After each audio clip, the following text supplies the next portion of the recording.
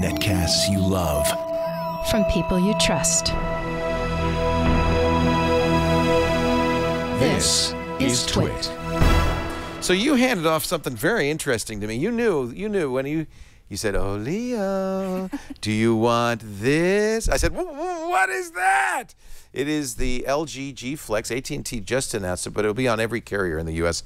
except for Verizon. It's going to be one of those pricey ones, $300 on contract, and that's because it is, well, 6 inches. Now, did you notice something? I was looking for the on-off switch all around it. I did. This is like the other LG G, the G2. It has the switches on-off volume rockers on the back. That is so weird. It's just one of many weird things about the hardware of this phone. I think what happens is if you're an Android handset maker, you've got to differentiate yourself. You've got to be different. And as a result, Samsung, LG, HTC, everybody's doing something different. So this is LG's claim to fame. Now, when the G2 came out, a lot of people raved about this phone, even though these rockers on the back are a little hard to get used to. I have a couple of problems. First of all, I'm just used to looking on the side of the phone. I have to say, though, when you hold the phone to the side of your head, it seems more natural to have the volume up and down right there and the on-off switch. But here's the problem. See that camera lens? It's right next to it. How many times have I smudged up the camera lens by touching the rocker switches? I wish they weren't so close together. Maybe put the camera lens over here. The other thing that immediately becomes apparent is the thing is curved. It's the Flex. They say, and I didn't have the guts to do it, that you can actually flatten this phone. You can sit on it. I wouldn't recommend that. I don't know why they do this. They've been doing curved TVs for the same. I have a curved TV at home. It's aesthetically very pretty, but it poses some problems. It fits a little weirdly in the pocket. I mean, you can't sit on it, but it does feel nice against your head. And the thing about this, it is a 6-inch screen. It is a giant. It's bigger even than the Galaxy Note 3. This is a monster phone. Now, I thought initially, I thought this is a very pretty screen. In fact, they do some nice things. Oops, let's do, oh, yeah, there we go. It's a very pretty screen, and if you look at it, you might say, oh, ooh. But then after you watch it for a while, you realize you see some pixelation, some color noise here.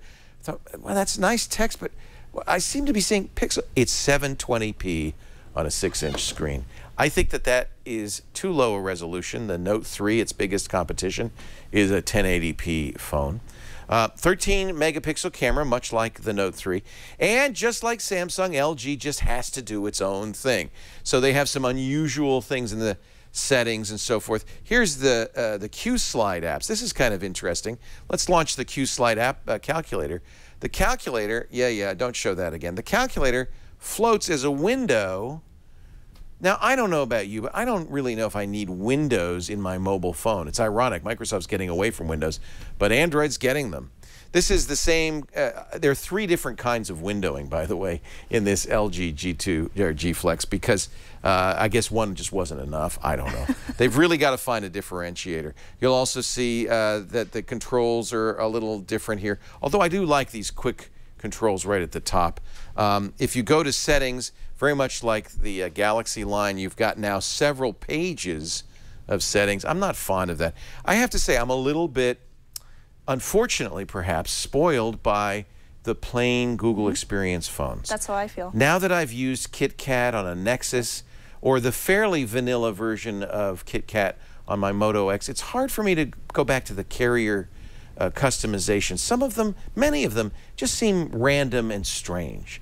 Now, of course, you could use your own launcher, so you don't have to have the apps button over here on the right instead of in the middle, and you can make it look more like a KitKat phone. It's not KitKat though. This is Jelly Bean 422, and given the number and amount of customizations on this phone, I have to wonder how long it's going to take before they can get KitKat on here.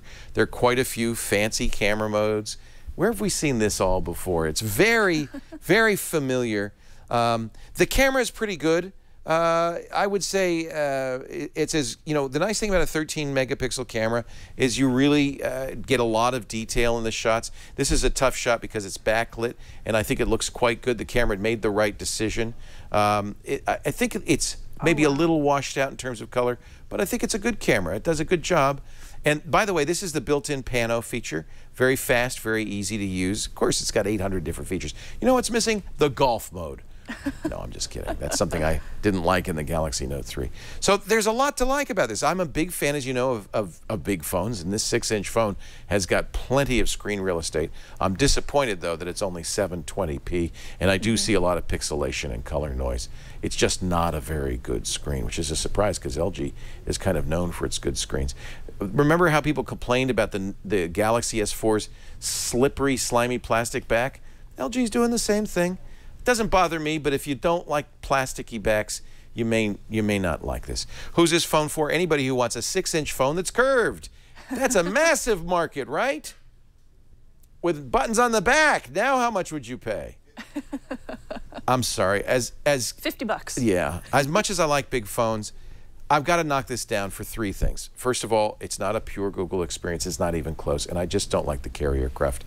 Second of all, the screen is just not great. The curve doesn't add anything.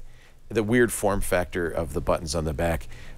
Some people might like that. I find it a little bit problematic, especially since the camera lens is right next to that volume rocker. So I'm going to have to give this a, I'm sorry, do not buy. I admire LG for hanging in there. You know, Samsung and Apple seem to own the smartphone market, and LG's really trying to stay alive. They do, in fact, make the Nexus 5 for Google. So they know how to make a great phone. This is just trying too hard to be something different than a stock Google phone, and frankly, I don't see the reason. There you go. That's a do not buy for the LG G Flex phone, available on everybody but Verizon in the United States and I believe worldwide as well.